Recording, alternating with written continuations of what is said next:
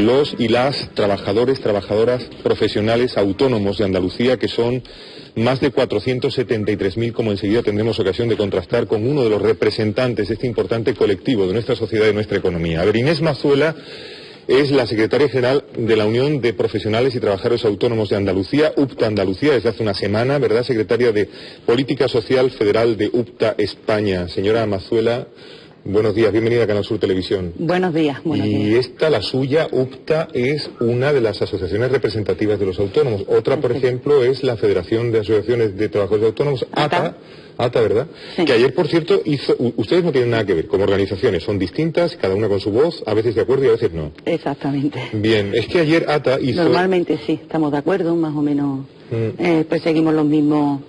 los mismos fines, y que en definitiva representar y defender los derechos de los autónomos y de los profesionales. Verá, se lo decía porque ayer ATA hizo público el que llama barómetro trimestral del que tiene consignado como observatorio del trabajo autónomo, con algunos datos que nos gustaría poner ante usted por saber un poco si la perspectiva es común, ¿no?, en torno a sus afirmaciones. Por ejemplo, dice este barómetro de ATA que por no perder a sus clientes, hasta un 83% de los autónomos que ellos consideraron que se iban a acoger a la que se llama factura de caja, que es la factura que no, es decir, es factura de caja, queremos decir IVA de caja, que es, digamos, la posibilidad que permite a los autónomos no tener que adelantar el dinero del IVA, sino esperar a cobrar la factura para cobrar el IVA, en ese caso repercutirlo. Hasta un 83% de los que ATA esperaba que se acogieran a esta posibilidad no lo han hecho por miedo a perder sus clientes. ¿En esto están de acuerdo? Sí, estamos totalmente de acuerdo. Es cierto que los grandes clientes han impedido un poco que los autónomos puedan acogerse a este criterio de IVA de caja por una sencilla razón, por la propia operativa del impuesto. El impuesto, la declaración que se hace trimestral, es IVA soportado menos IVA repercutido. Entonces, claro, es una de las formas de financiarse que tienen las grandes empresas. Es cierto que cuando el autónomo emite su factura, esta factura no la va a cobrar, él repercute un IVA. Sin embargo, el cliente de ese autónomo, si el autónomo se ha acogido al criterio de caja, no puede deducirse el IVA que ha soportado en esa factura, independientemente de que esa factura la pague, pues cuando la pague. Entonces, claro, eso es cierto que los autónomos, pues claro, no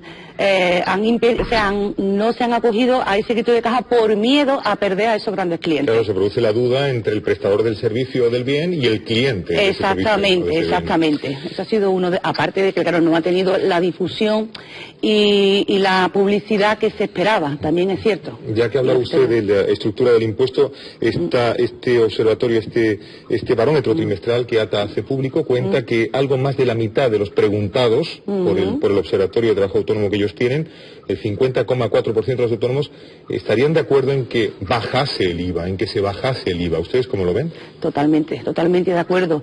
El IVA está claro, y más ahora con el informe que ha salido de la Comisión de Expertos, con la reforma que se prevé para el 2015, está claro que si se produce esa redistribución en la clasificación de bienes y servicios que van al tipo reducido del 10% y pasan al 21%, estamos estrangulando el consumo. Estamos estrangulando el consumo porque, en definitiva, ese IVA de ese 21% lo está soportando el consumidor final. Y eso frena ese consumo tan necesario para que se produzca la verdadera recuperación económica. El IVA tendría que bajar, está claro. Por último, y quizá para que no estén tan de acuerdo, dígame, dice ATA que 1 de cada 3 autónomos prevé contratar trabajadores a lo largo de 2014. Bueno, nosotros, esa previsión, ojalá que se produzca. Ojalá que se produzca. Lo que sí es cierto, tal cual es el tejido productivo, el colectivo de autónomos que representamos aquí en Andalucía, que el autónomo cuando contrata lo hace porque lo necesita, porque necesita a una persona, y esa necesidad es porque ha incrementado la productividad. Si no hay consumo, que no lo hay, porque está claro que la financiación, el crédito sigue cerrado a la familia. Eso dice ATA que es, digamos, la convergencia de todos. Es lo fundamental. Es la gran asignatura. Exactamente. La falta de financiación, la falta de que no fluye crédito todavía. Exactamente, no fluye el crédito. Y es un dato, si pensamos en los datos que se han publicado, de los beneficios que han obtenido los grandes bancos de España, 2013 ha cerrado con más de 7.000 millones de euros en beneficios. Sin embargo, el crédito sigue sin fluir. Si no fluye el crédito a las familias, obviamente las familias no van a consumir. Si no consumen, los autónomos no incrementan su productividad. Y si no se incrementa esa productividad, no se crea empleo. Esto es muy importante tenerlo en cuenta, muy importante. Nosotros desde Justa Andalucía venimos demandando hace ya tiempo la necesidad de que los bancos abran el crédito. Si el crédito no fluye, no se va a producir una verdadera recuperación económica. Seguro que tiene respuesta para esto. ¿Por qué no fluye el crédito todavía? ¿Por qué no fluye el crédito? Pues no lo sé, la verdad. Nosotros, ya digo, demandamos. De hecho, el Gobierno dice que para el año 2015 ha establecido unas medidas alternativas de crédito. Habla de emisión de obligaciones, habla de la bolsa, el mercado bursátil. Eso para los autónomos no. Los autónomos, obviamente, no es algo a lo que puedan acceder. ¿Por qué no fluye el crédito? Pues yo creo que fundamentalmente se debe al endeudamiento que existe, está claro, al endeudamiento que existe. Pero que, por supuesto, deberían de arbitrarse medidas para que ese crédito fluya y realmente, insistimos, realmente pueda crecer ese consumo y pueda reactivarse la economía. Ustedes representan a los autónomos, otras asociaciones también.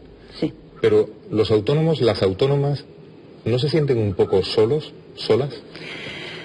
Bueno, ya la verdad que nosotros llevamos ya varios años, desde el año 2001, intentando transmitirle a los autónomos que no están solos, que nosotros estamos aquí, que les ayudamos en toda la materia que sea información, asesoramiento y todos los trámites que vayan a realizar. Intentamos sensibilizarlos y inculcarles la necesidad de que estén informados y formados, no solamente en el inicio de actividad, sino también a lo largo del desarrollo de esa actividad económica profesional, y que acudan a nosotros, que estamos aquí. Aclaremos esto, señora Mazuela, porque a ellos y ellas no les representan ni sindicatos ni patronal, lo que entendemos comúnmente por patronal. Sí, sí. Ustedes son los representantes, digamos. Totalmente. Y tenemos una ley que nos ampara. Está la ley del Estatuto del Trabajo Autónomo del año 2007, que fue la que dio al trabajo autónomo la significación cuantitativa y cualitativa que actualmente tiene. También existe una ley andaluza, la Ley Andaluza de Promoción del Trabajo Autónomo. También reconoce a las asociaciones profesionales del trabajo autónomo como asociaciones que representan al colectivo de trabajadores autónomos y profesionales. Es cierto que tanto la ley nacional como la ley andaluza están pendientes de desarrollo. Existen muchos aspectos que no se han desarrollado, pero para eso estamos nosotros, para pedirle a los gobiernos y a las administraciones implicadas que, por favor, se produzca el desarrollo de esa ley tan importante y, por supuesto, que todo es en pro de este colectivo tan significativo en la economía andaluza, ya que el 80% del tejido productivo andaluz está constituido por autónomos y profesionales. Dentro de 50 minutos va a tener usted una oportunidad, ¿no?, magnífica de hacer planteamientos similares a estos u otros, cuéntenos cuáles, ante el presidente del Parlamento de Andalucía, que le va a recibir, Manuel Gracia. ¿Qué le va a plantear a Manuel Gracia? Nosotros le vamos a plantear a Manuel Gracia la necesidad de que se desarrolle esa ley andaluza de promoción del trabajo autónomo. El Pacto Andaluz por el Trabajo Autónomo, pionero en Andalucía, en España, incluso en Europa, donde se tramitaron una serie de medidas para apoyar a ese colectivo tan importante en la economía, que se proceda a su desarrollo, que se regule la representatividad de las asociaciones profesionales del trabajo autónomo, que se constituya ese Consejo Andaluz del Trabajo Autónomo y, por supuesto, el tan anunciado Instituto de Crédito Oficial de Andalucía, que lo anunció la presidenta de la Junta de Andalucía, Susana Díaz, que sabemos que ya tiene luz verde en el Parlamento, que se regule, que se inyecte ese crédito a los autónomos y a las empresas. Contando con esa iniciativa, ¿cómo lo está haciendo el gobierno andaluz con los autónomos? ¿Cómo se llevan ustedes con la administración andaluza? Nosotros nos llevamos bien. De hecho, nos sentimos escuchados, por supuesto. Nos sentimos escuchados, que es bastante importante, ante las reivindicaciones que hemos venido planteando, que no son más que el traslado de las necesidades que tiene el colectivo al que representamos. Pues hemos solicitado la simplificación de trámites burocráticos. De hecho, ya hoy mismo en el Consejo de Gobierno se va a aprobar un proyecto de decreto. Me ha leído usted la pregunta, ya voy a tener el papel. Pues un proyecto de decreto en el que se va a producir esa simplificación de trámites administrativos, de trabas burocráticas, que tiene el autónomo a la hora de constituirse y a la hora de desarrollar su actividad económica y profesional. Obviamente son de los trámites que tiene competencia la Junta de Andalucía, es una noticia bastante importante. También, por supuesto, todo el tema que venimos demandando con la financiación, ese Instituto de Crédito Oficial, muy importante. muy importante también para los autónomos, que también sabemos ya que se está tramitando en el Parlamento y todas, vamos, estamos perfectamente colaborando. También Susana Díaz anunció el tema de la concertación, que se iba a ampliar a las asociaciones de autónomos. Pues la verdad que sí, que nos sentimos representados y creemos que estamos siendo considerados como representantes de ese colectivo tan importante. ¿Aspiran a ser interlocutores también en el diálogo social? Por supuesto que sí, porque está claro que somos las organizaciones de autónomos las que conocemos la realidad del colectivo. Llevamos ya más de 10 años nosotros. Y por nuestras oficinas puedo transmitirte el dato de que en el año 2012-2013 han pasado por nuestras oficinas, estamos presentes en toda Andalucía, en las capitales de provincia, excepto en Cádiz, que estamos en Jerez, han pasado 22.000 personas, cada uno con su problemática y con sus necesidades. Por tanto, conocedores de la realidad del autónomo, por supuesto que lo somos. Y por eso queremos estar presentes en todos esos foros para que esas necesidades sean escuchadas y, por supuesto, sean apoyadas y solucionadas en la medida en que entre todos podamos. Señora Mazuela, usted es también, hemos dicho, alto cargo, digamos, de UPTA España. ¿Las dificultades y los problemas de los autónomos y autónomas son iguales en todo el país? Prácticamente sí. Nosotros lo que sí distinguimos es por sectores de actividad. Porque obviamente un autónomo del sector comercio no tiene la misma problemática que un autónomo del sector transportes. Básicamente los problemas son iguales, pero entendidos sectorialmente, está claro. Y sí, las demandas y las reivindicaciones son prácticamente las mismas. Le voy a pedir que actualice el dato que antes hemos dado, grosso modo. Hemos dicho que en el propio registro de sus datos reflejan que la cantidad de autónomos y autónomas en Andalucía a 31 de marzo de este año, ¿no?, superaba la cantidad de 473.000. ¿Eso es correcto? Sí, eso es correcto. Según los datos de la Seguridad Social, sí. Es correcto. Ha habido más de 3.500 altas nuevas en autónomos, sí. En el RETA, ¿no? En el RETA, Régimen Especial de Trabajadores Autónomos de la Seguridad Social. Sí. Obviamente ese dato se debe pues a la temporada en la que nos encontramos, la Semana Santa, luego todo lo que es la época estival. También ha influenciado... Eso quiere decir, perdón, señora Mazuela, ¿eso quiere decir que no tiene usted una lectura, digamos, positiva o esperanzadora de ese aumento en el número de autónomos?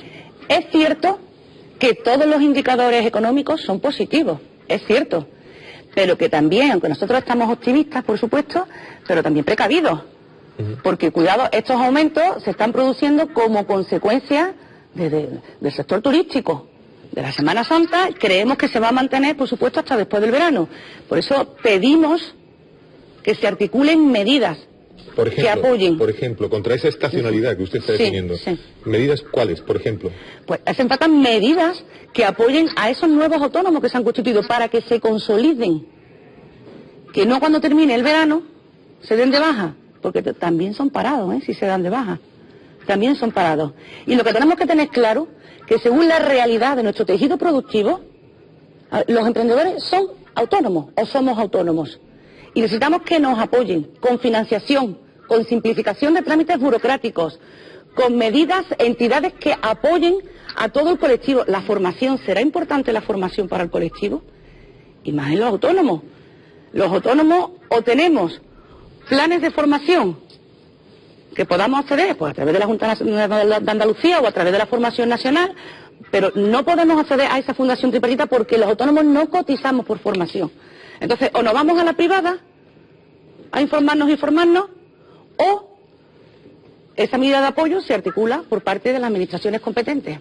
En orden inverso a su exposición de dificultades principales, ya usted mismo ha referido que el Gobierno andaluz tiene previsto aprobar hoy ese decreto ley de reducción de trabas administrativas para la creación de empresas. Y en cuanto a la sequía de crédito, una vez más, le pregunto, ¿no tienen ustedes la sensación de que es algo que trasciende de la capacidad competencial de los gobiernos? ¿Y no parece que hay quien tenga esa, digamos, posible decisión en su mano que está ajeno a instituciones democráticas y que no da el sí a la palanquita adecuada? Sí, la verdad es que sí, que esa sensación existe, ¿no? De que está claro que cuando no se han articulado ya medidas que obliguen al sistema financiero a que abra el crédito, está claro que trasciende de los gobiernos. Pero que yo insisto como representante de esta organización, en que hay que seguir insistiendo en este tema y que los gobiernos, por supuesto, tienen que actuar. En Europa, a donde sea, tienen que actuar.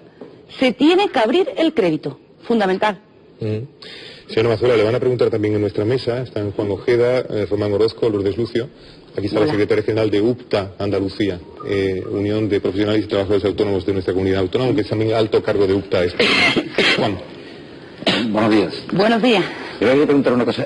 Ustedes, los autónomos, han tenido siempre, históricamente, una discriminación en lo que son prestaciones sociales, paro, seguridad social, incluso pensión, plan de pensiones, todo eso, con los trabajadores por cuenta ajena. ¿Eso se ha ido eliminando? ¿Están ustedes ya totalmente homologados con los trabajadores por cuenta ajena o todavía hay una discriminación entre los autónomos y los trabajadores por cuenta ajena? No, totalmente equiparados no estamos. Es cierto que a partir de la ley del Estatuto del Trabajo Autónomo, la ley 20 de 2007, se produjo un avance importante. Es cierto. Pero aún no estamos totalmente equiparados. Uno de los derechos que se reconocieron que respondió a una de las viejas reivindicaciones del colectivo era el cese de actividad, prestación por cese de actividad, el paro del autónomo. De hecho, se reguló en una ley, no ha funcionado lo bien que se esperaba, pero obviamente está abierta a modificaciones y a mejoras. De hecho, con la reforma de la ley de mutuas, se está articulando una modificación de esa prestación por cese de actividad, porque lo que ha impedido que respondiese a las expectativas que había es el hecho de que el derecho a la prestación por cese de actividad, el acceso al mismo, está sujeto a una serie de requisitos muy cerrados y que era difícil acreditar. Una de las reformas que se proponen y que ya está en la mesa del Gobierno es que las pérdidas que han de tenerse en cuenta para que se produzca esa situación legal de cese de actividad ya no estén sujetas a esas limitaciones que había del 40% de pérdida sobre los ingresos en los 2 años anteriores o el 30% en el año anterior, sino que simplemente las pérdidas reales habidas en el año anterior. Sí se ha equiparado un poco más en materia de protección social al trabajador autónomo económicamente dependiente, que es una figura que se creó con el Estatuto del Trabajo Autónomo. Sí está más equiparado, se le reconoce el accidente de trabajo in itinere, se le reconoce prácticamente la misma protección social que el trabajador del régimen general. Lo que pasa es que, claro, tenemos que pensar que un trabajador autónomo no es lo mismo que un trabajador por cuenta ajena. Entonces, esas prestaciones, esas pensiones, esos subsidios tienen unas peculiaridades específicas para adaptarlas a las peculiaridades del sector, está claro. Por ahí ese dicho, esa broma que se gasta de soy autónomo, no me puedo poner malo, o soy autónomo, no puedo tomar vacaciones, o soy autónomo, soy mi jefe, luego me trato con mucha dureza. El tema de soy autónomo, no puedo ponerme malo, no, ya no. Soy autónomo y me puedo poner malo, claro que sí. Además, teniéndose en cuenta que si estamos hablando de una enfermedad no laboral y un accidente que no sea de trabajo, esa protección la tengo obligatoria, reconocida, con la cuota de autónomo. Lo que sí es cierto que el accidente de trabajo y la enfermedad profesional está dejado a la cobertura voluntaria por parte del autónomo, vía cotización. Si el autónomo voluntariamente no se acoge a esa protección, obviamente si tiene un accidente de trabajo, una enfermedad profesional, no la va a tener cubierta. A diferencia de lo que ocurre con el trabajador autónomo económicamente dependiente, que sí que tiene obligatoriamente esa cobertura cubierta, vía cotización. Por cierto, que entre los datos que ofrecía ATA en su observatorio del trabajo autónomo, en su barómetro trimestral, estaba el de que un 29,9% de los encuestados piden que bajen las cotizaciones sociales. Es casi un 30%. Sí. Nosotros también es una reivindicación que estamos planteando la necesidad de que la cuota de autónomos se ajuste a los ingresos reales. ¿Es necesario? ¿Por qué? Porque, todos sabemos cómo funciona el sistema. Existe una base mínima de cotización, existe una base máxima, y yo puedo cotizar o bien por la mínima, por la máxima o por una intermedia. ¿Qué ocurre? Lo que ocurre es que en la mínima, lo que es la cuota, está fijado en unos 270 euros aproximadamente, 267 euros. Hay meses, y más con la situación de crisis, que el autónomo ni siquiera, con lo que factura, puede cubrir lo que es la cuota de autónomo y, por supuesto, los impuestos. Entonces, es fundamental que se produzca una revisión del régimen especial de trabajador autónomo y que se establezca una cotización en función de esos ingresos reales. Román Orozco. Sí, he leído en alguna ocasión que hay empresas que despiden a trabajadores, sobre todo empresas medianas y pequeñas, y una vez despedidos los vuelven a contratar, pero obligándoles a ser autónomos. ¿Esa es una práctica muy extendida o es una leyenda? La verdad es que con la situación de crisis se está produciendo. De hecho, incluso el Parlamento Europeo ha intervenido en este tema y ha dicho que se persiga a las empresas que están realizando estas prácticas, que esto no se puede permitir. Además, lo que se está haciendo es que se está confundiendo el tema del falso autónomo con el trabajador autónomo económicamente dependiente, que no tienen nada que ver, no tienen absolutamente nada que ver. La figura del trabajador autónomo económicamente dependiente, que se hizo con la ley del Estatuto del Trabajo Autónomo, precisamente se reguló para evitar esas prácticas, esas relaciones laborales encubiertas a través del trabajo autónomo. Y eso tiene unos requisitos que están perfectamente tasados en la ley y que terminarían con esas prácticas. Por supuesto se está haciendo y desde aquí, desde UTA Andalucía, decimos que no se deben de permitir esas prácticas y que no puede ser. Sí, no puede ser. Lourdes Lucio, última pregunta. Sí, buenos días, señora Mazuela. Hemos hablado de los trámites administrativos. Sí. No sé, si yo mañana soy autónoma, ¿qué cantidad de papeles tengo que rellenar? ¿Cuánto tardaría en montar yo mi propio negocio? Depende del tipo de negocio.